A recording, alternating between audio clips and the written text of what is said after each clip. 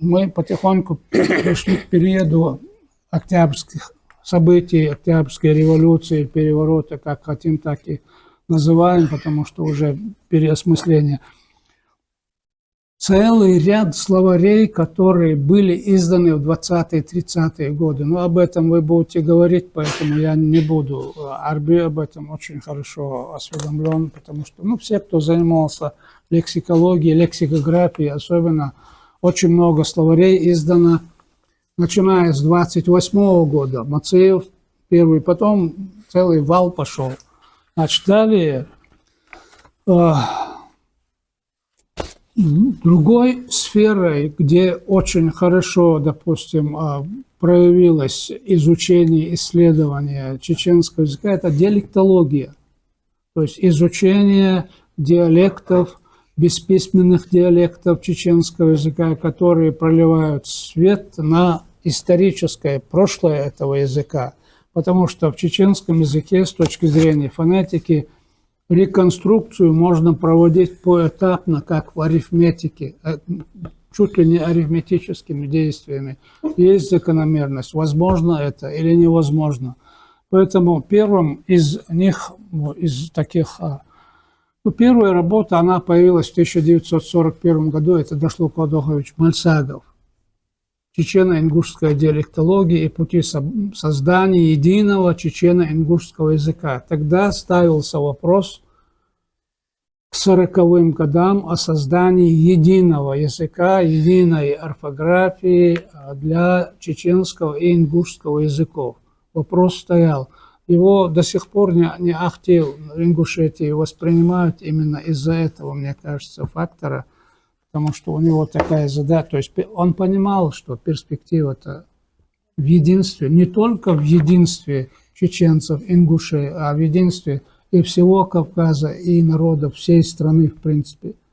Мы, как никто другой, ощутили, как плохо, когда где-то идет война. Вся страна вчера отмечала День народного единства, так? На самом деле это очень большое событие, это, с другой стороны, очень значимая дата, которая не должна нам допускать нас к забытию этого, важности этого события. Если кому-то плохо, не бывает хорошо всем остальным. Всем бывает плохо. И мы это проходили, поэтому это очень важно. Далее Арсаханов. Одним из самых главных диалектологов нашей республики был Исраил Гамич Арсаханов, профессор покойный Алгештоль Боч Волчан. И вот его первое, 1959 год, акинский диалект в системе чечено-ингушского языка. И далее его чеченская диалектология 1969 года, его докторская диссертация. Это второй доктор наук среди чеченцев после Юнуса Дешириевича Дешириева.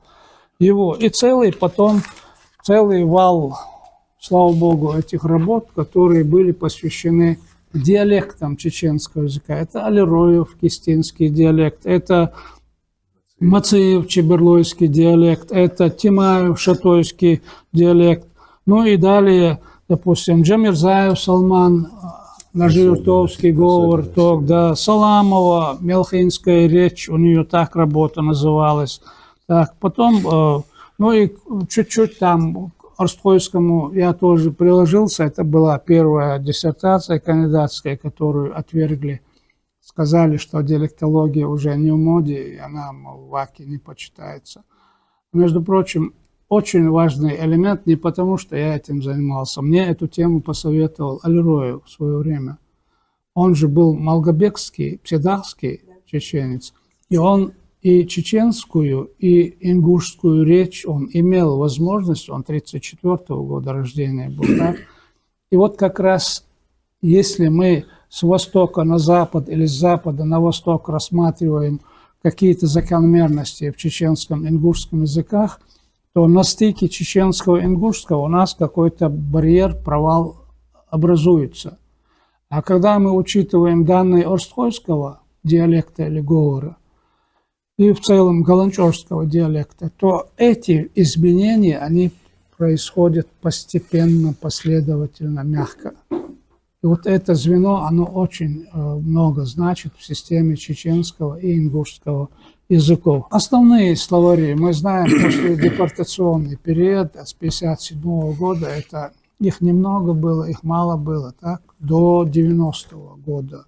Это в основном Мацеев и Карасаев, Карасаев-Мацеев.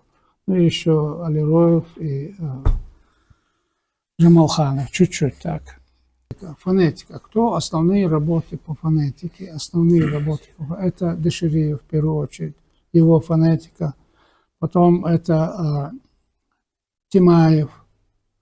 Потом у Чакаева какие-то меньше, у него больше лексикографии, морфологии и словообразования, но чуть-чуть эти вопросы в своей диалектологии он рассматривает. Из современных, ну, все, кто занимался диалектологией, они в той или иной мере вынуждены были касаться вопросов фонетики, реконструкции там, древних форм и так далее. Вот все эти работы, посвященные диалектологии, они заодно и рассматривают какие-то аспекты чеченской фонетики. Ну, естественно, с уходом Тимаева у нас очень большая брешь в этой сфере образовалась. Тимаев был основным фонетистом в нашей республике. И сейчас надежда на то, что молодые наши исследователи, особенно Иризеев, Саид Хамзат Саид Эминович, вот взял его направление, пока продвигается успешно. Будем надеяться, что традиция не прервется. Морфология. Вот кто в основном? Ну, разные исследователи. Я прошу извинить, если я случайно кого-то не вспомню, не назову. Значит, это естественно, это и Дешириев, это и Арсаханов, ну и дальше Тимаев, Аздоева. Вот в тот период, когда мы были вместе, была одна республика, и они, особенно старшие, они же писали в нахских языках, в вайнахских языках, и рассматривали совместно комплексные чеченские и ингушские, потому что языки очень близкие. И многие явления, за редким исключением, за деталями, можно сказать, они, в принципе, совпадают, так? Значит, Тимаев, Аздоева, Куркиев в основном лексикологией занимался, но у него есть и по морфологии работы. Арсаханов, Хамидова, Бибулатов, Ахриева, Бальсагова, Вагапова, Тамара Магомедовна, Джамбулатова, Мариам Магомедовна,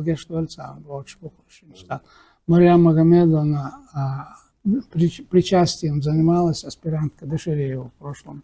Значит, категории грамматических классов: Тимаев, система служебных частей речи Аздоева, местоимения в нахских языках, Куркиев, наречие, Хамидова, система склонения имен существительных, Бибулатов, система прошедших времен Далакова, то есть Ахриева, Рейса, Идрисовна. Имя прилагательное в вайнахских языках Мальсагова, Лейда Шлуковна, числительное Вагапова, Тамара Магомедовна, Аздоев Ибрагим тоже занимался.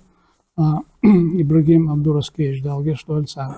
Причастие Джамбулатова, категории множественности Куштова, каузатив, декаузатив в чеченском языке Такаева. Но это уже поздняя работа, но все равно это посвящена морфологии. Сопоставительное исследование – это еще одна стезя, как говорится, по которой, может быть, не очень бурно, но продвигается наше языкознание. Вот это сопоставительное языкознание, оно в основном имеет место на кафедрах иностранных языков наших вузов, там, где люди владеют немецким, английским, французским языками, как правило, и свои сопоставления проводят на уровне нахских, чеченского и иностранных языков. Это в основном прерогатива сейчас практически кафедр иностранных языков, немецкого, французского, английского или просто иностранных языков. Надо сказать, Дагиров, Арсаханова, Маулитхан и много-много, допустим. Теперь О Сулейбановой я не сказал вот, в морфологии, словосочетания у нее, ну, словосочетания, они чуть-чуть и к синтаксису относятся, и чуть-чуть и к морфологии тоже, смотря с какой точки зрения. Сулейбанова. Ну и большой след в чеченском языкознании оставил Кати Зайндин Чекаев. Человек, который болел не только за язык, языкознание, но и за народ, и, конечно, имел тяжелую судьбу, как и многие, кто был депортирован, и с особым таким, особой теплотой неравнодушно относился к нашим успехам или к проблемам нашим. Да,